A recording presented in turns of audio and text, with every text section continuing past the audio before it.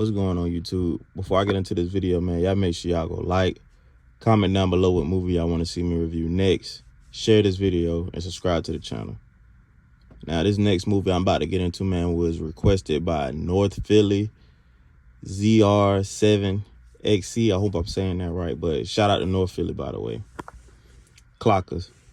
Now, when I looked at like the plot for this movie, I really didn't know what to expect, but I see Spike Lee directed this and Mekhi Phifer in it, so I'm thinking like that's like a winning combination. But this movie Clockers, it's about like these drug dealers.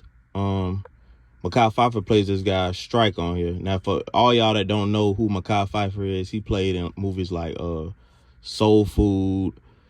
He played in Paid in Full. Like he got a lot of rank and acting, and I've never even heard of this movie until it got requested. Like that's why I was kind of shocked. I'm looking like, and then he looks super young on here. But for all y'all that don't know what a clocker is, it's like a drug dealer. But he plays this guy Strike on here.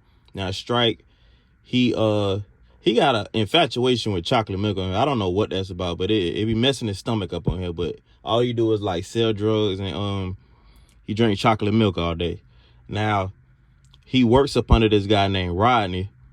Now, Rodney is like, he like the big dog in the neighborhood, and he tells Strike, like, it's just crazy how, like, somebody can manipulate you. Like, he tells Strike he had a dream about all the guys that was up under him, and he was like, God told him that Strike is the one.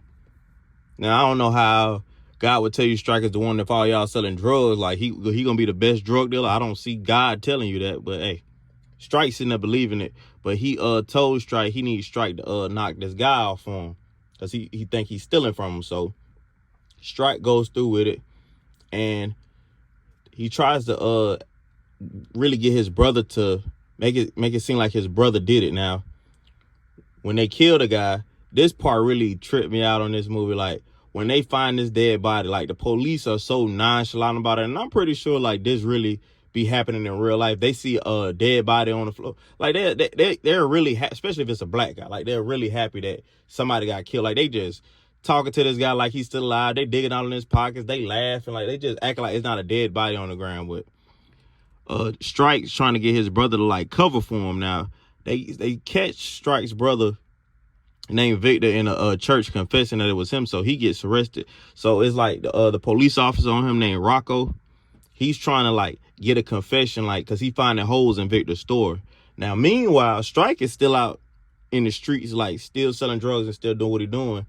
And he got like this little boy that's emulating him. Like when you take like, if you're a grown man and you take somebody up under your wing, like they're going to worship the ground you walk on. Like Strike, he wears like overalls with no shirt on up under. Like he walks a certain way. He got his hair cut a certain way. When he get this little boy up under him, the little boy starts really wearing overalls. He got his hair cut like Strike. He trying to be a thug. Like, it's just crazy, like, the power you can have over somebody with your influence. And you don't even realize what you're doing. But he see all the money that Strike getting, and he trying to be like Strike. And he just see everything he had, like Strike infatuated with trains. So the boys see all the trains that's in Strike house, like, it's just crazy, especially when you like a kid. I think the boy like 12 or 13 on here.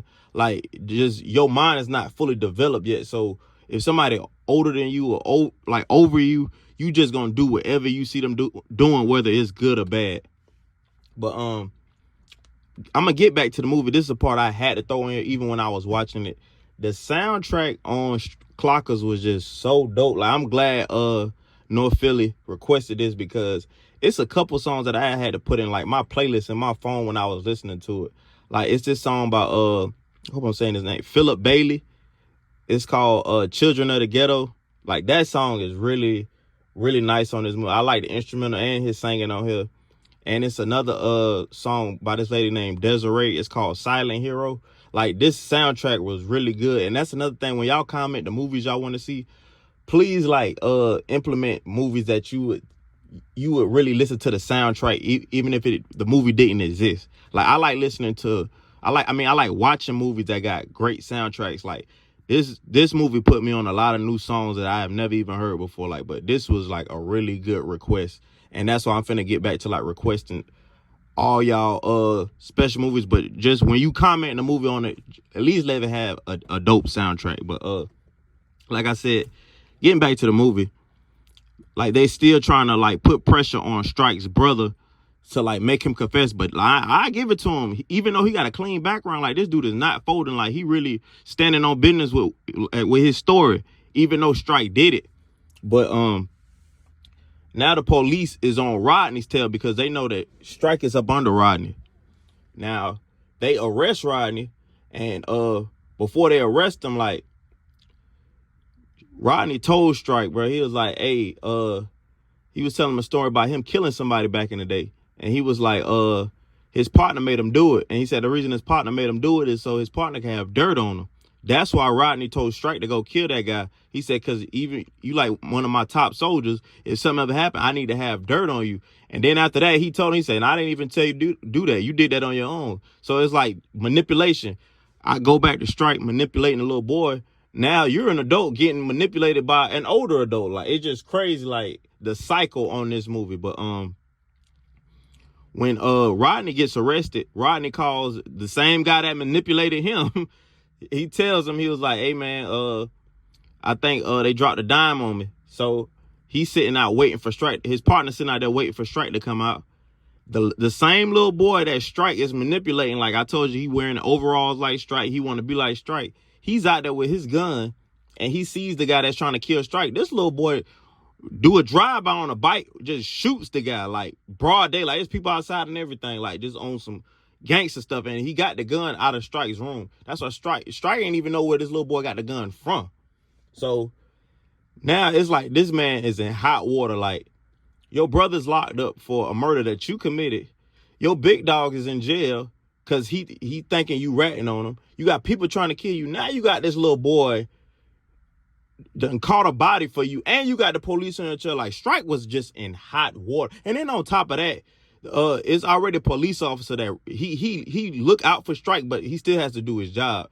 When he finds out that this little boy done killed somebody for Strike, he beats the brakes off this man like in the middle of the whole project. And he told him like, if you talk to the little boy again, I'm gonna kill you. So as it started getting closer to the end of the movie, like they mama step in between it. Like she would sit here and watch all her son doing all this stuff, and she would stay out of it. But she knew her oldest son was innocent, so that's when she had to like step in as a mama and let them know, like, even though they was lying about it, she said her oldest son killed the guy in self-defense. That was not the truth. Strike killed that man to like get his rep up, but the police bought it, and they ended up letting Victor, Strike older brother, get out of jail.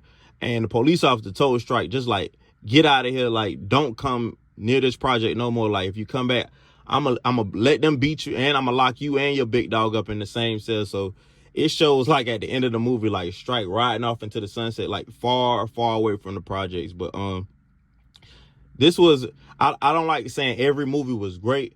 It definitely had my attention, but it was the soundtrack for me why I like this movie. But I'm gonna give this like a 6 out of 10, just because I'm not gonna lie, like the storyline was kind of all over the place. I wish they would have just focused more in on like Strike and like the little boy. Like it was kind of all over the place, but it was still a good like it wasn't a waste of my time watching it. But like I said, what really stole the show on here was the soundtrack for me. Like it had a lot of great music in this. But yeah, y'all don't forget to like, comment what movie you want to see me review next.